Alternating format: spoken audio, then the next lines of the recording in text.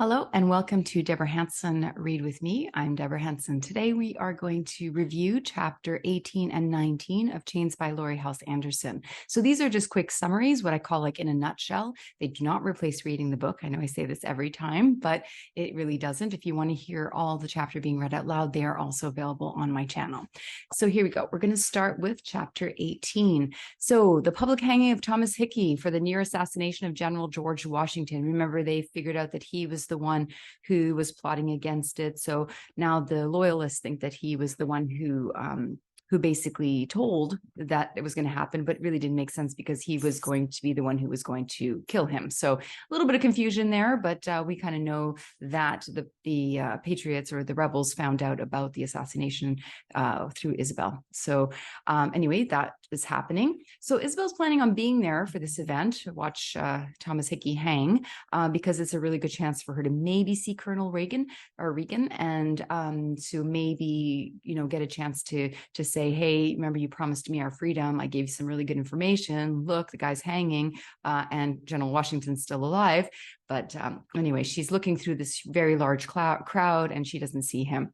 But she does see Curzon, who comes over to see Isabel. Now, they haven't seen each other very much lately. So, she's kind of curious to see him. He raises Ruth up on his shoulders so she can see better.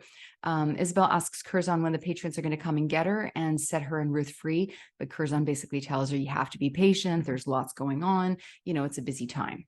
So basically, that's just a quick review of that chapter. It wasn't a really long chapter. Here's two quotes that you could use. The world turns upside down every day. The time will come, you'll see. That's from Curzon when Isabel asks him if they're going to come for her and Ruth and set her free. But basically, there's so much happening right now, right? The rebels are preparing for, maybe a British invasion. They're getting ready, to do the Declaration of Independence. There's so much going on in the colonies at this point.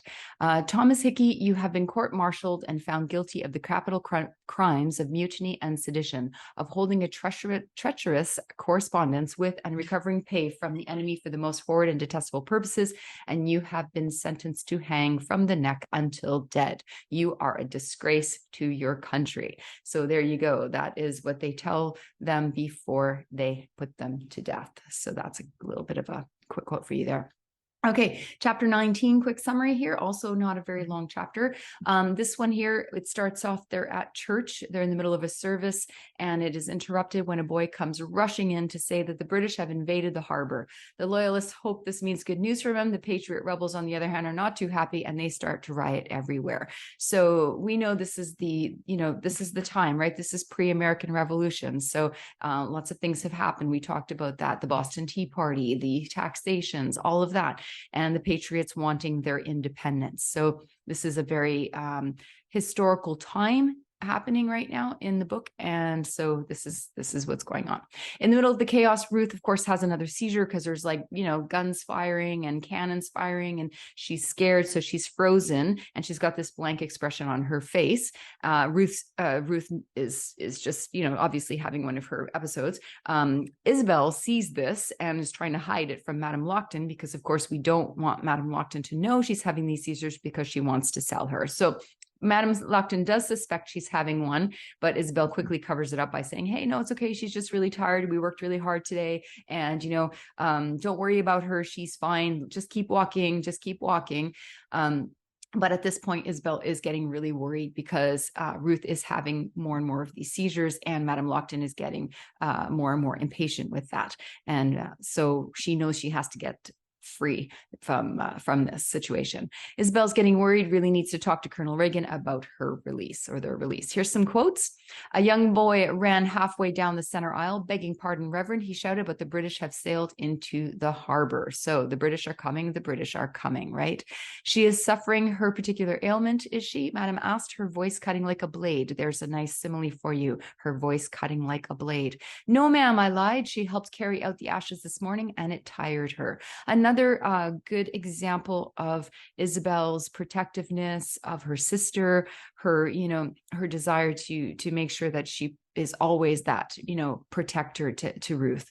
That's a really good example there. As I scrubbed, my mind ran in circles like a dog chasing its tail. Another metaphor. We know that Laurie Halse Anderson is really good at using metaphors, similes, imagery, all of that in her books. And so I'm assuming your teachers will be asking you about that. So keep a lookout for those, because they're really good to use in any kind of analysis or essay that you have to write. Okay. And again, these are pages that are from my book, so they will be close in yours if you are not using the same book as I am. There was no use in begging anymore. The chances of them listening to me were a snowball's chance in the devil's bake oven. So again, another metaphor here, snowball's chance in the devil's bake oven. So she is talking about, say, basically having Mr. Bellingham or Curzon or Colonel Reagan listening to her anymore, because she's just giving up.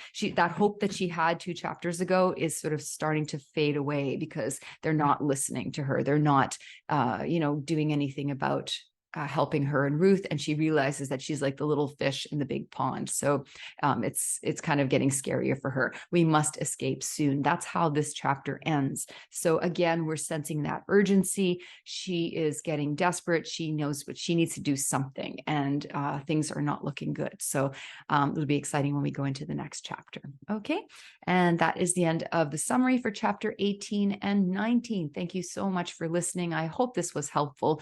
If you have any questions, please go ahead and put them in the comments. I'm happy to answer any questions you have about the quotes or the essay, or if you're writing an essay or the story or anything you have. I do answer all the comments, and please subscribe if you like my channel. Thank you so much. Have a great day.